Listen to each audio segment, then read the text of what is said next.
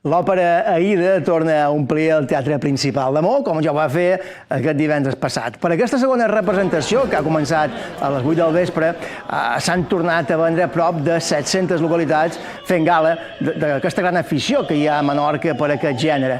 És la quarta vegada que aquesta òpera, que conta la història d'amor d'Aida i Radamés a l'antic Egipte, es representa a l'illa.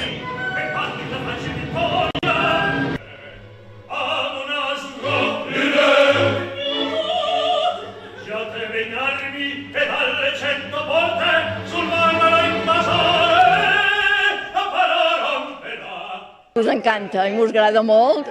Aida, crec que l'hem vista, ara serà la segona vegada, me penso. Aquesta obra no la conec molt, però sí que és bé que l'any passat ja vaig venir a veure la Bohème i els 2 anys he vingut gratis perquè amb la nostra escola els amics de l'òpera nos regalen les entrades. Y me gusta mucho y mirad, estoy de Aida total.